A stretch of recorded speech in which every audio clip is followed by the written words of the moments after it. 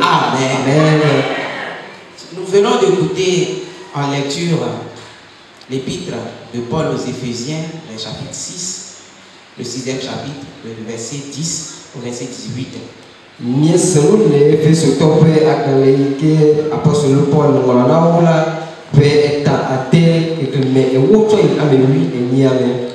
Et dans ce passage, lorsque nous prenons le temps de lire le passage, nous avons trouvé ici qu'il s'agit des fondements de la victoire du chrétien qui est en train d'être souligné.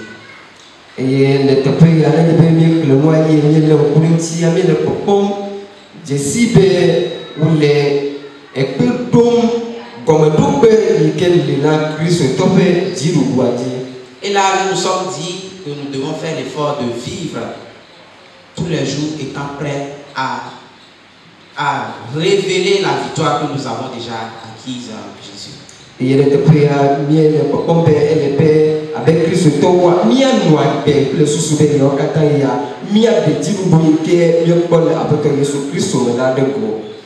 Si je ne révèle pas la victoire que j'ai en Jésus, personne ne le fera. Le diable ne veut pas le voir et il ne le fera pas. Il ne va pas mobiliser les gens pour le faire pour moi.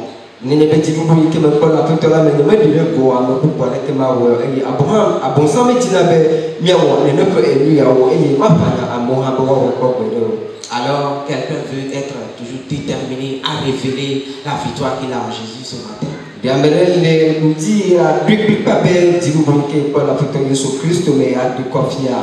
Amen. Amen. Au passage, nous avons structuré le passage que nous venons de lire en 3 points essentiels ou en 3 carrefours importants.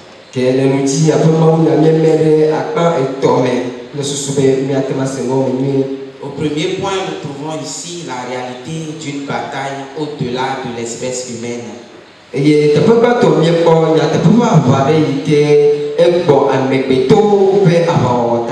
Nous allons trouver en deuxième position encore l'arsenal de guerre du disciple chrétien.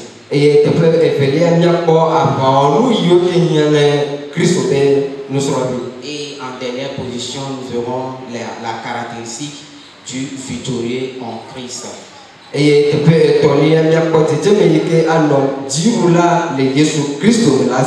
Alors, si nous venons au premier point, selon que nous observons notre bulletin de culte,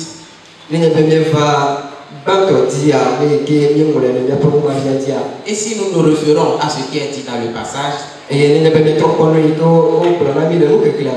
au verset 12 du chapitre 6, écoutons ce que l'apôtre dit ici. Car nous n'avons pas à lutter contre la chair et le sang, mais contre les dominations, contre les autorités, contre les princes de ce monde de ténèbres, contre les esprits méchants dans les lieux célestes.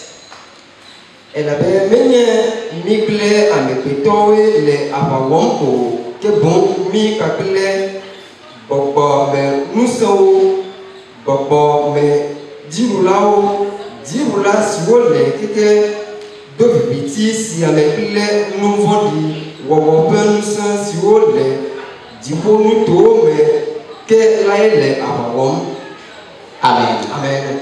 Nous voyons ici ceux qui sont en combat ou en conflit. C'est bien clair, c'est bien cité ici. Nous ne combattons pas contre la chair ni le sang. Qui sont ceux à qui Paul est en train de s'adresser? Ceux qui ont eu la vie en Jésus. Ceux qui ont été rachetés à un grand prix. Si quelqu'un n'est pas en Jésus, cette guerre, cette bataille ne la concerne pas.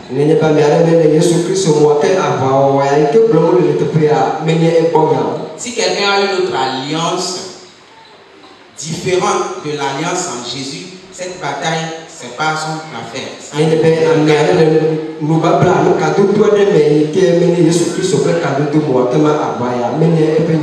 Mais si sa vie ne se repose que sur Jésus, alors Paul s'adresse à lui ce matin.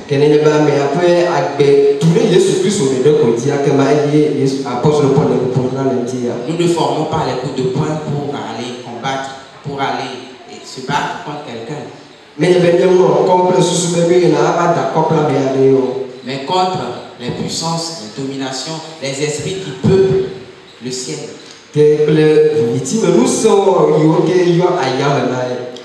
Amen. Alors, nous nous demandons pourquoi, si j'ai Jésus, je suis en Christ, pourquoi je devais faire face à ce genre de conflit, de bataille?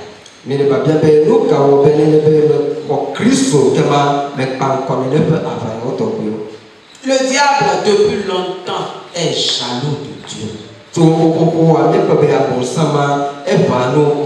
Est jaloux de nous qui sommes les enfants de Dieu. Parce que c'est avec amour que Dieu nous chérit. Que Dieu nous traite. Et au commencement, il a mis l'homme qu'il a fait à son image pour révéler sa volonté dans un jardin bien aménagé.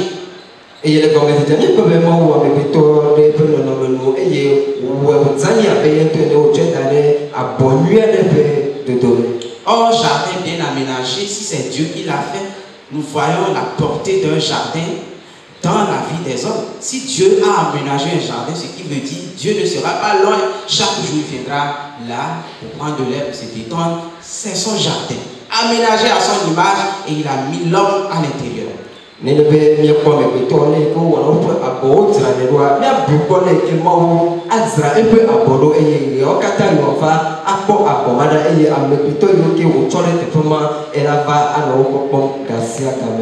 le diable est contre ça. Nous avons vu ce qu'il a montré à Ève là. Et depuis là, ils ont perdu le jardin. Et pour lui, c'est fini. Mais Dieu a encore un plan B. Dieu dit non, c'est pas fini. Si tu penses que tu as détruit mon plan pour l'homme, tu mens.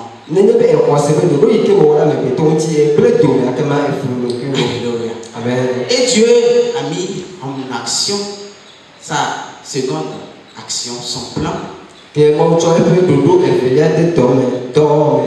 C'est Jésus-Christ qui devait passer par la croix. Et le Seigneur Jésus-Christ est venu en chair, comme moi, comme vous ce matin, et il a souffert comme les êtres humains souffrent à cause du diable.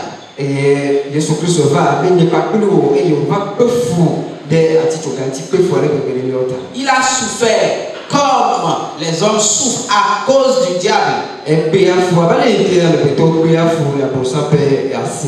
L'injustice, à sa naissance, on devait le tuer en même temps.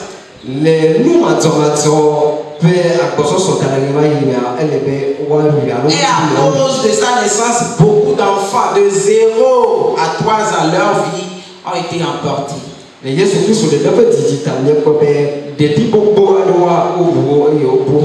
Injustice. Et lorsqu'il devait commencer son ministère encore, le diable l'a vraiment fracassé.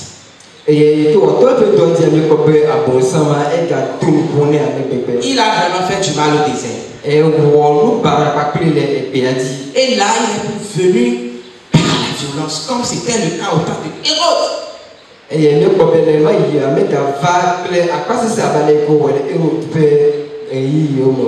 Et écoutons un peu.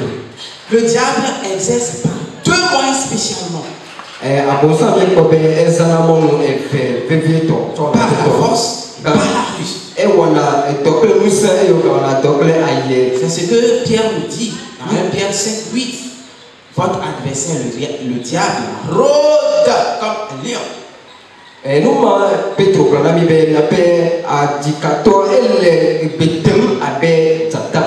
S'il ne fait pas ça, il passe par la ruse. C'est les deux moyens pour lui. Et par la ruse, il abat beaucoup d'hommes de Dieu. Par la ruse, il a réussi avec Ève en même temps, en premier lieu. Les exemples encore sont légion dans la Bible. Gédéon, David sont nombreux.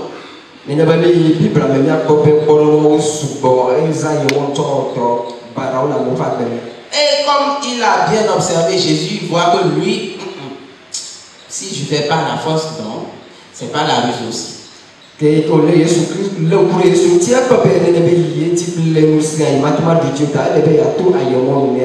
pendant 40 jours, 40 nuits, il a vraiment fait du mal.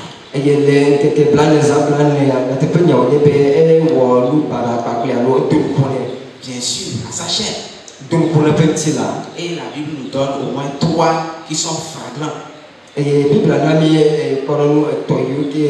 De lui donner le pain à manger. Pour que Jésus accepte. Et depuis là, le plan de Dieu là aussi allait être foiré.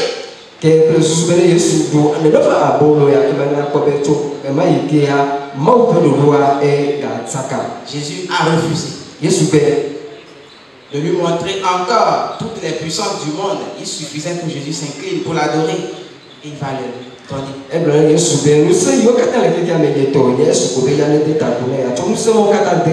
Si nous nous referons, Jésus a tout refusé. Et par quel moyen il a vécu là, au désert?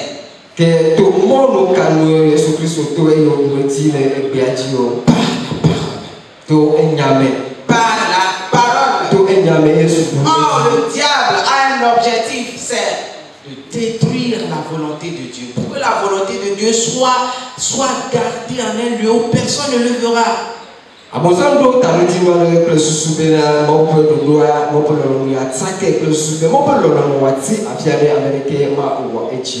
Nous, notre objectif ce matin,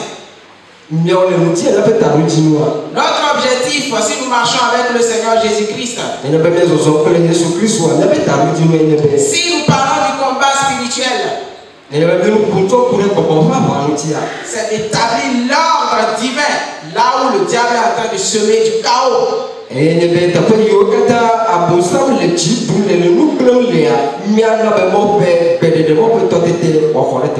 C'est ça l'objectif du combat spirituel. Faire régner la volonté de Dieu là où le diable est en train de mélanger les choses. Et nous voyons ici comment le chrétien peut le faire. Dieu met à sa disposition toute son armerie, tout son arsenal, tous ses armements, toutes ses armes de guerre.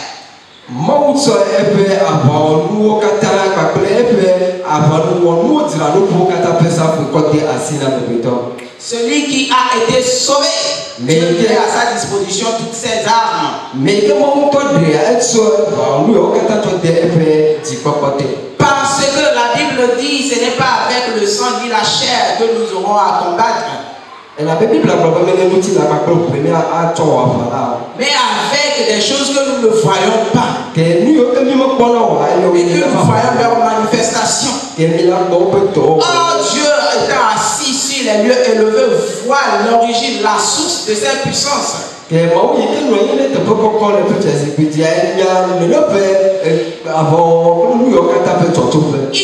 comment les atteindre, les abattre.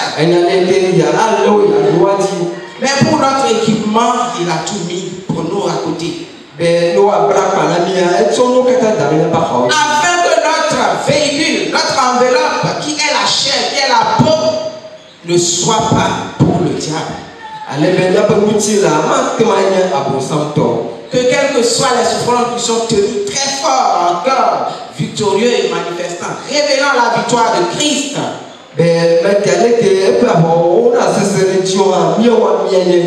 Regardons comment le Seigneur a vaincu le diable. Le passage nous cite comment c'est possible. La vérité. La vérité. Comme ceinture. Nous avons une fois vu les armées où un soldat combat, surtout un soldat romain.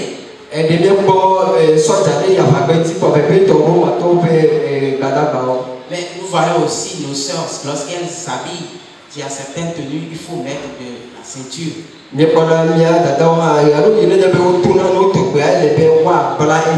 Pour garder tous les points en équilibre, pour que ça ne soit pas préjudiciable à nous.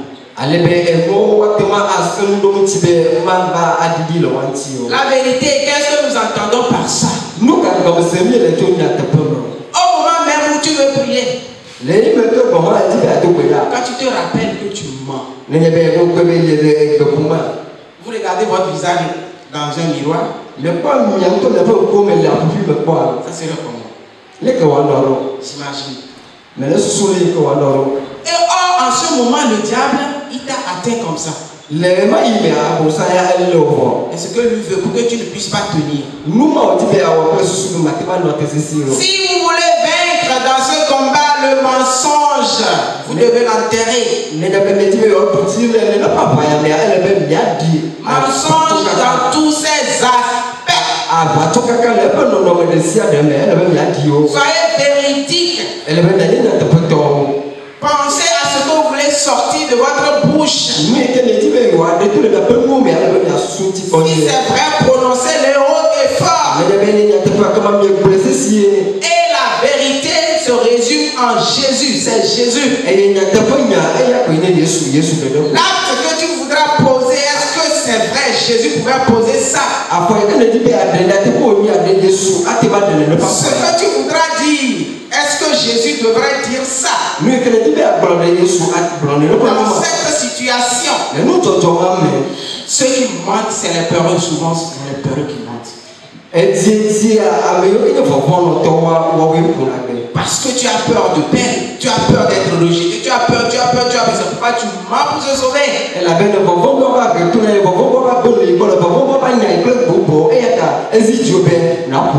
Si quelqu'un est ici, je suppose qu'il a essayé de refuser de mentir. Et le choix que nous avons fait là, que l'Esprit du Seigneur nous pousse à maintenir en disant toujours la vérité. Parce que si tu mens, le diable résiste dans le mensonge, il n'arrive pas à tenir dans la vérité. Ce que la parole nous dit.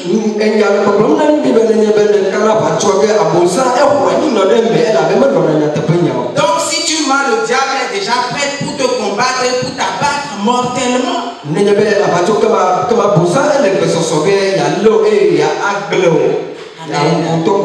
Amen. Amen. Alors nous sommes appelés à dire rien que la vérité. Regardons encore comment Paul continue. Si nous prenons ici la vérité comme une arme de résistance, afin que nous puissions tenir, pour que le diable, lui, il ne résiste pas. Regardons encore au deuxième. Les armes qu'il est en train de nous proposer ici.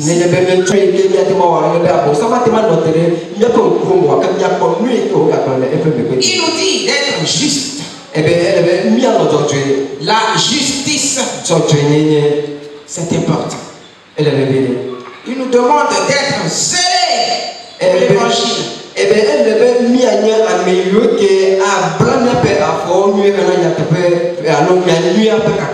J'aime cette formule d'évangélisation qui dit avez-vous la paix avec Dieu?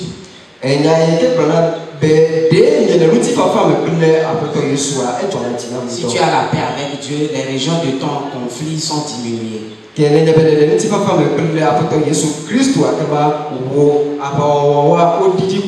La foi en Jésus,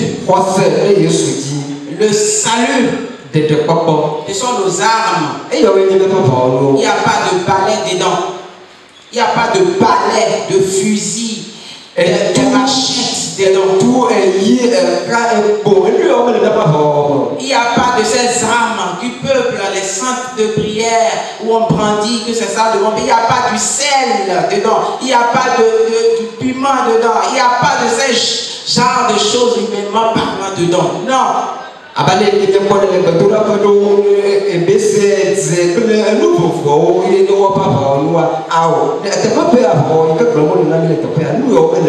Si nous les avons, allons les détruire parce que ça ne combat pas ceux dont il est question ici.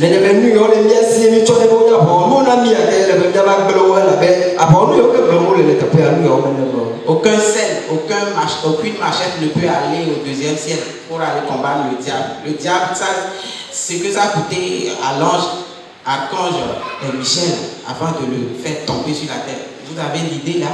Vous prenez du sel, vous prenez des machettes.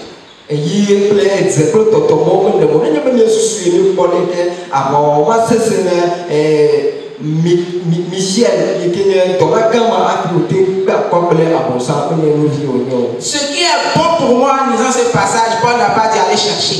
Il a dit prenez, regardez, prenez.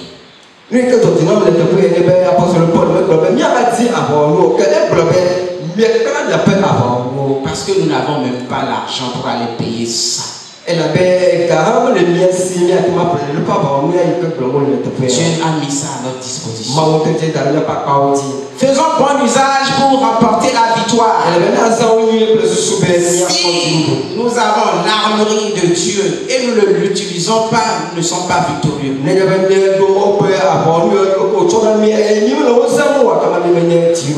Nous avons la victoire en Jésus, mais nous banalisons cela.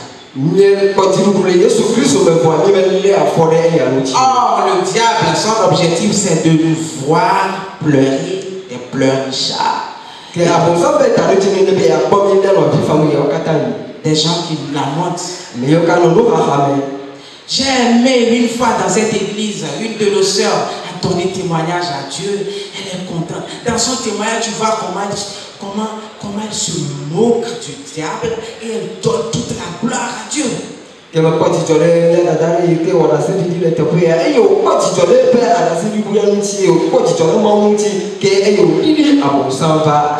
que le diable l'a fait, si c'était quelqu'un d'autre, peut-être pleurnichard, tout pleurant, il ne va pas pouvoir témoigner. Mais elle a témoigné tout en souriant à cause de la victoire que Dieu l'a donnée.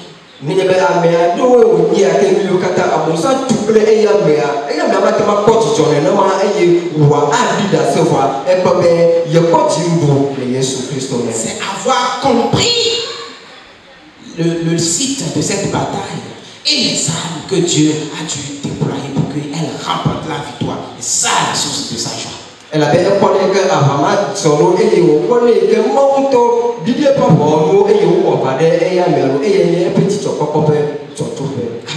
Amen. Je voudrais que nous écoutons ce que nous avons mis en principe ici. Qui sait s'engager derrière Jésus-Christ triomphe toujours de l'ennemi. Le chrétien qui sait s'engager derrière le Seigneur Jésus-Christ triomphe toujours de l'ennemi.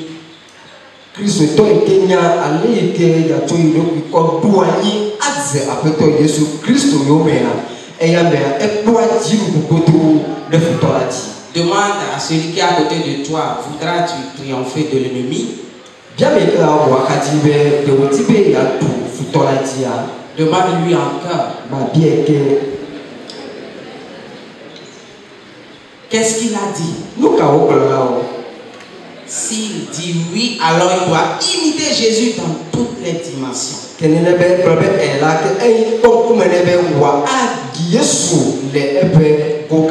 Jésus prie beaucoup. Il prie beaucoup. Et il est véridique, il est juste, humble. Et l'arme sophistiquée de défense, l'arme sophistiquée offensive qu'il utilise, c'est la parole.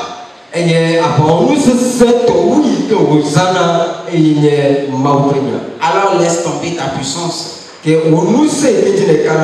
Et accapare-toi de la puissance de Dieu qui est la parole. Je voudrais prier le Seigneur ce matin afin qu'il m'aide à tenir ferme.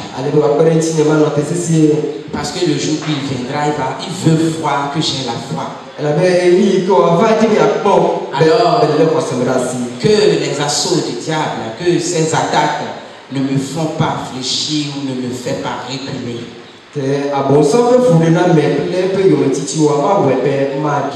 C'est vrai, il est là. Croyons au combat spirituel, c'est une chose exacte, ça existe. Alors nous devons maintenir dans la foi pour le remporter.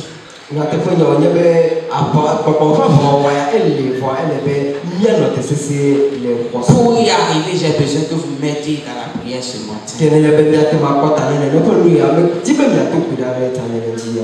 Prions tous ensemble. Baissons la tête et communiquons avec notre Seigneur.